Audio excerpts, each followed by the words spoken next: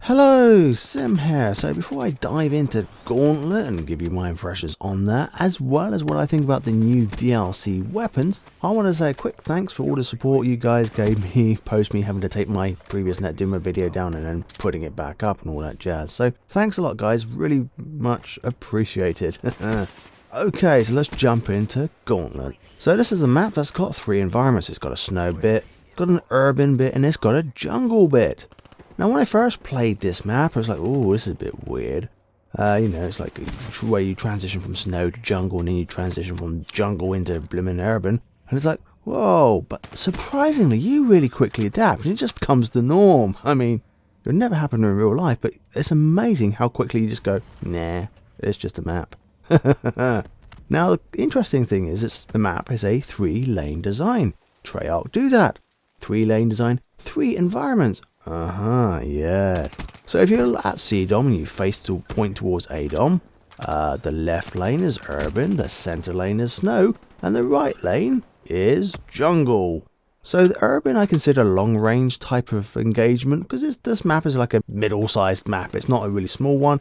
So I consider urban for long range engagements, and you'll see during the video me shooting down long lines of sight. You know, there's a window, corresponding windows. You've got, I think it's a taxi or something along those lines in there as well. So there's a few head glitch points and stuff, and little arches that you can run around and stuff. It's quite cool. Then of course mid range is the snow, and that's where BDOM is. And then close quarters, I consider a bit more close quarters, is jungle. Now of course as you transition in between these environments, it gets a bit close quartery again. So it's a nice blend. Now when I first played this map, it was like, and it was kill confirmed mainly, and it was like, oh my god, these spawns are bad, man. I mean, why are we all spawning in the same corner of the map? This is just crazy. But obviously they've tweaked it, and I've had a lot of my recent games have been so much better. Now, I've only had a few games on it, but I still like this map. And I've noticed in my gaming experience on this particular map, and having had a few good games and video edited and cut out the boring stuff and kept in the interesting stuff, that there seems to be less traffic or less action in the jungle section. Now that could be just my play style. I found that the urban and the snow were the two sort of like sections that tended to be more engaged, and jungle tended not to be. You just dive back into the middle and go back into snow. I don't know, but that's how it appears to me. Now, there's talking about a snowy section. Of course, you got the BDOM, and you got like a couple of wall runs right underneath the bridge and stuff. And as you go towards CDOM, there's this nice little, iceberg. I was going to call it a rock, but it's a rock of ice, whatever. And it's a nice little actual place to camp, or should I say, tactically defend your CDOM and shoot down enemies who are approaching you from B. It's quite cool. There's a sequence, and I think I earn a Cerberus, and I was having a lot of fun. It's like, oh, this is my spot. I'm not generally a camper. I like to move around. So I was moving around, just rotating around. There's like a door to the left, CDOM's behind me, the bridge is in front. And it was quite cool. I was just like moving around the rock. I call it a rock, but you know what I mean. And just moving around and just shooting enemies at CDOM, shooting enemies coming from my left, and then those who are approaching from BDOM. And it was quite cool. I was having a lot of fun. I really did. So I know some of you guys go, no, I don't like this map, man. I just do not like it. I want Skyjacked. And I want Rise. I don't want Splash, and I definitely don't want Gauntlet. So I like Gauntlet. I don't hate it. It doesn't mean I necessarily love it, but I definitely don't hate it. And I've had a few good games on it, and hopefully you'll get to see some nice little kill sequences to give you an idea of how you have to adapt. Because you'll find, or I certainly find anyway. And yes, I've got a bit of a cold. If you're wondering why the heck Sim sounds a bit weird. That I have to adapt for a map. So there's some map designs that you'll just naturally just fit in and gel on with and do well at. And then there's other maps you just could do really badly at. And you have to go, well, why am I doing badly? Adjust your playstyle. Just patrol a smaller section of the map. Play to your strengths. And don't just try to rush across the map and get yourself killed. Because, it's very easy to do, especially when you've been more of an objective player. Rather than saying, hey, I need to sort of balance it off between objective play and defending the objectives to help the team win, or just play a Slayer role to break up the enemy team to allow you to go and capture another flag, for example. Okay, so that's my spiel on Gauntlet. I like it. So, let's move on to the contentious issue. DLC weapons. So, Treyarch was the first company to introduce DLC weapons. It was the Peacekeeper, the hybrid assault SMG gun. And I did my second commentary, yes, on Mirage. Yes, the Sandy map as I refer to it. And that was all the way back in March 2013. There'll be a little eye that pops up in the top right hand corner. And if you're interested, you can just go and watch a commentary that Sim did for the first time for a map pack, but it was his second ever commentary, and you'll see the style of commentary has massively changed.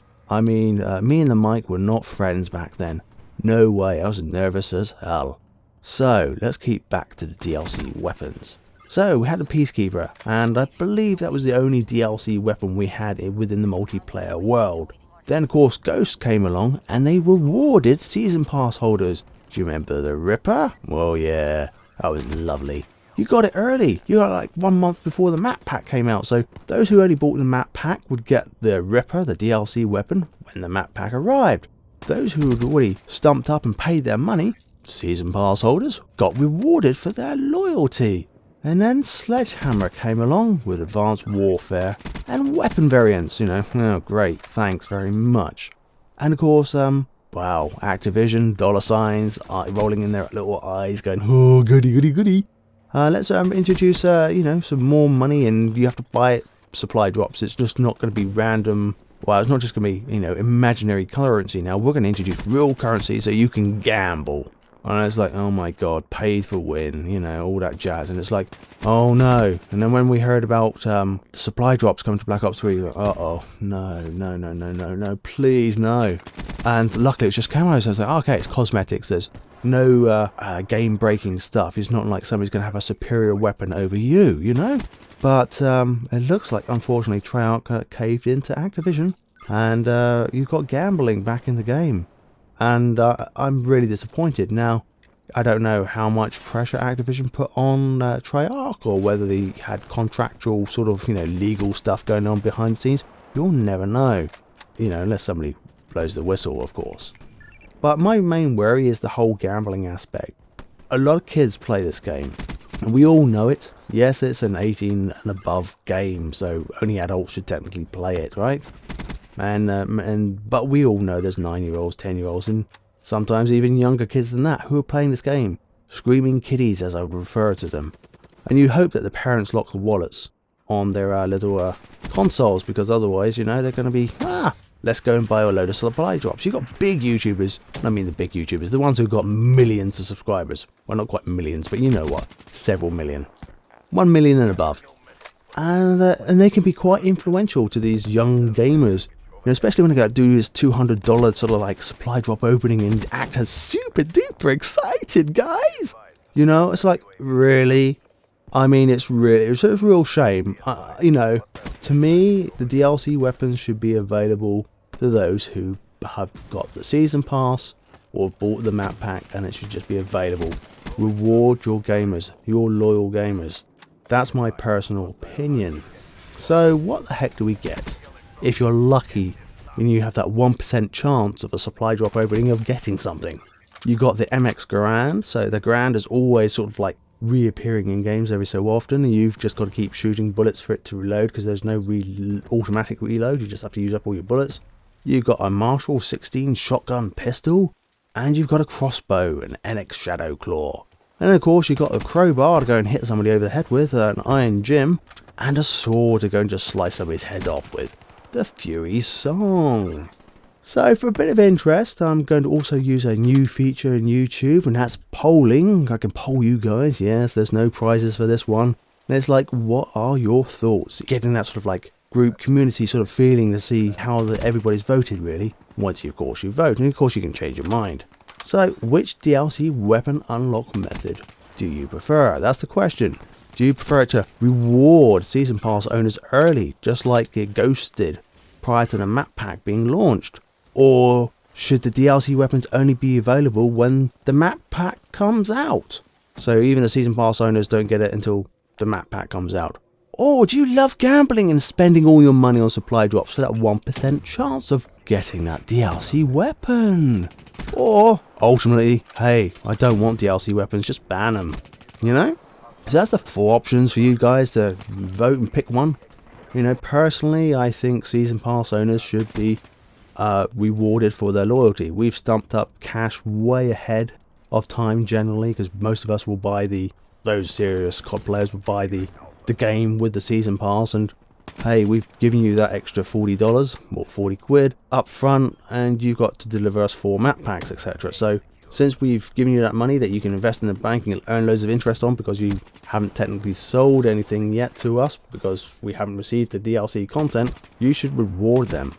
I mean, Battlefield does. With its premium, you get the map packs 2 weeks early compared to everybody else who buys the map pack. And so DICE have got their reward loyalty right. So what do you guys think? Because obviously you can tell I feel quite strongly about this. Let me know in the comments down below. As always, I appreciate a thumbs up. It really does help my channel grow. I cannot tell you, it really does. I've seen a surprising growth recently, so I always appreciate a thumbs up. And if you're new to my channel and you want to catch some more of my videos, go and click that subscribe button. Until next time, this has been Sim.